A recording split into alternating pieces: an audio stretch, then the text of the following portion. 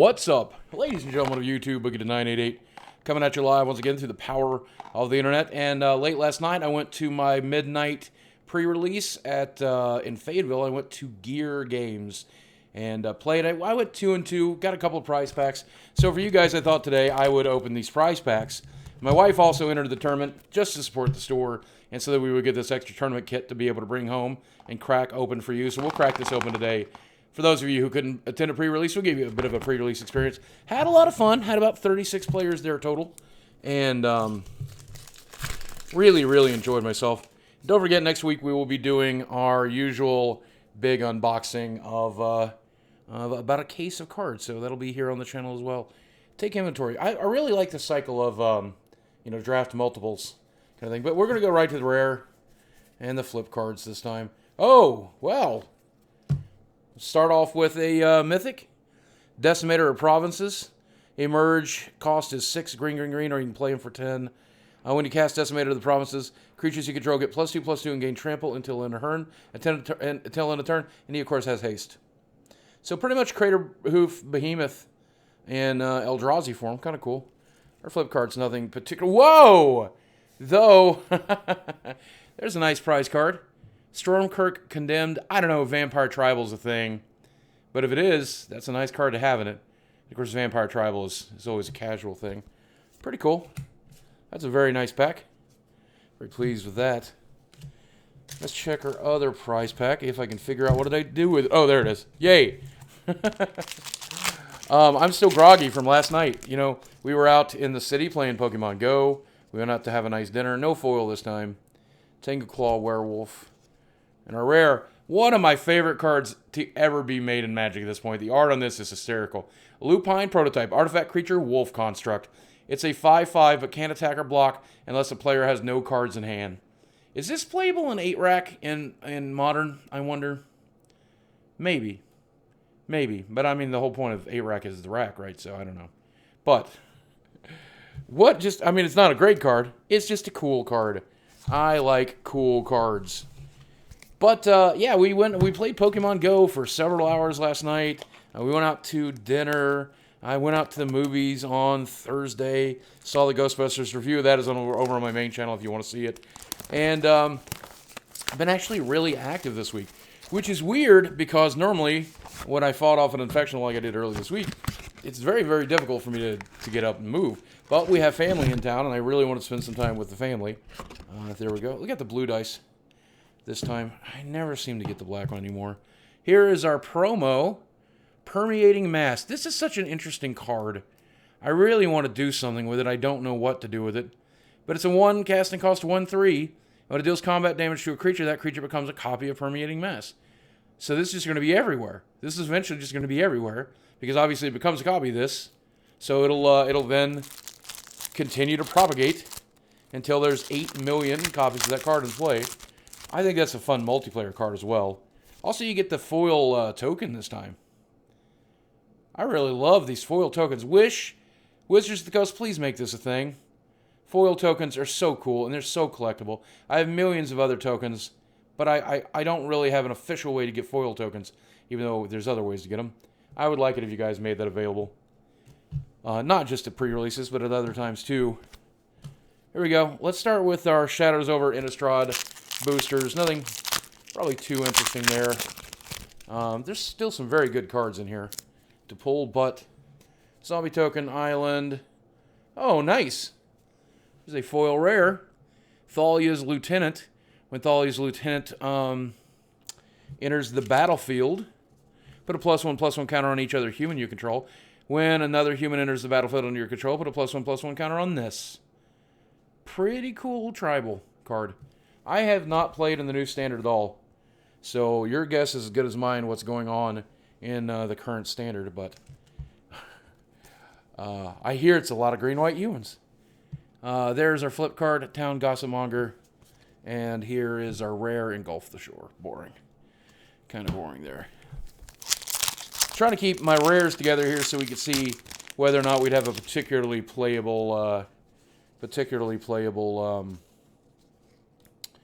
sealed pull. Our rare is Corrupted Graphstone, not particularly good in limited. Heir of Falconwrath. Decent card in this format for sure. Alright, here's the interesting stuff. Eldritch Moon. Yay, Eldritch Moon. Let's do this. Kecak Prowler. I just want to take a moment to remark about this card. We finally have a 2-1 for green.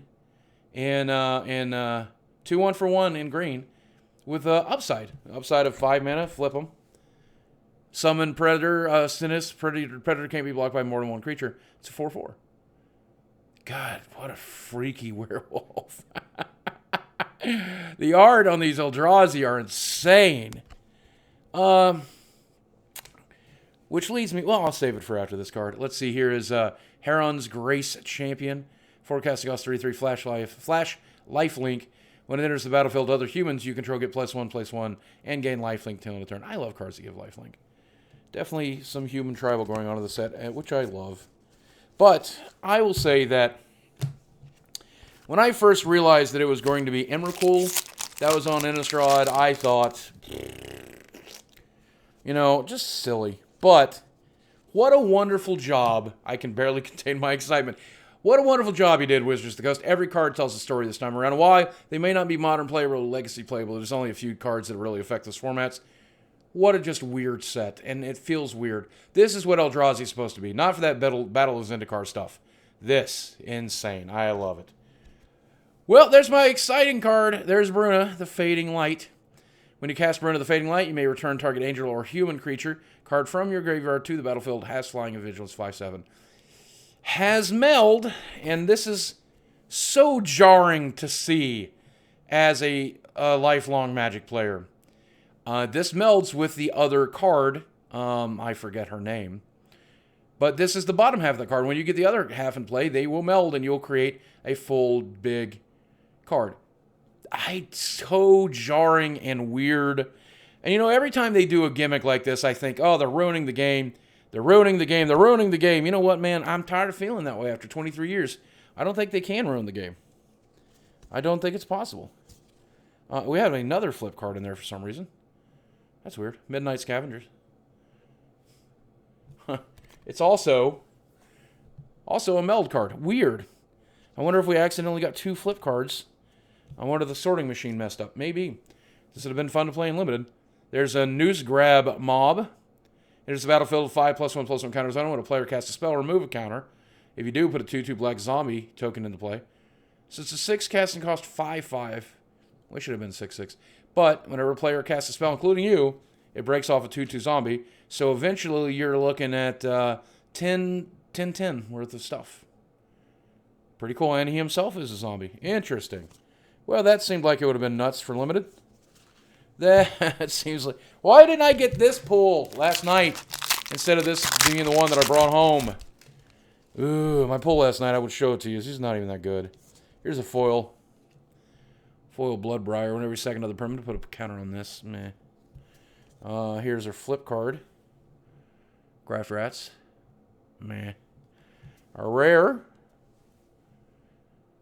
Elder Deep Fiend.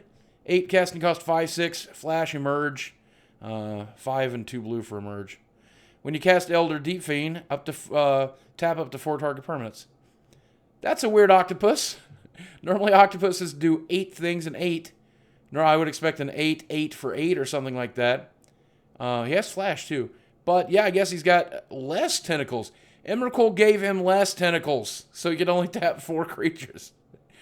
Emrakul, what are you doing, crazy man? The way you corrupt stuff is so weird. But obviously, Innistrad was always meant to be a Cthulhian universe. And what a better Cthulhu than Emrakul. That's the Cthulhu for the Magic the Gathering world. You know what? I'm pretty much okay with that. Hey, there's Liliana's emblem. Wouldn't it be great if we got Liliana out of the pack? I don't think it's going to happen, but wouldn't it be swell? Here's our flip card. Nothing exciting. Vildan Pack Outcast. And here we go. Our rare. Assembled Alphas. 6 casting cost 5/5. Whenever this blocks or becomes blocked by a creature, Assembled Alphas deal 3 damage to that creature and 3 damage to that creature's controller. Interesting. Interesting. Let's take a look at our rares then, and let's see what kind of sealed pull you could have created from this. It seems pretty spread, actually, when you look at it. Well, I don't know. Let's see, there's our foil green card. Thalia's Lieutenant.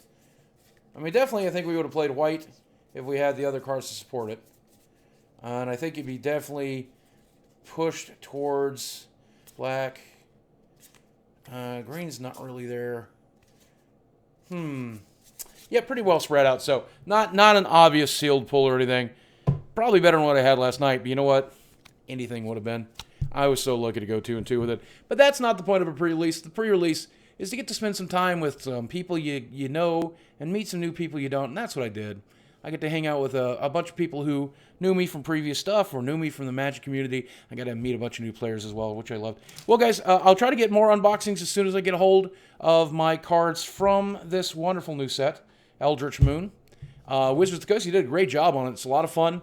Even though the cards aren't that powerful and they don't really appeal to me, there's only a few cards that are going to be in my cube, and I don't really play Standard anymore. Just I love how every card tells a story. I love the art. I love the concept of the set. One of the best sets in years. I wish the cards could be a little more powerful. But still, a lot of fun. Guys, thanks for watching. I love you very much, and I'll speak with you again soon.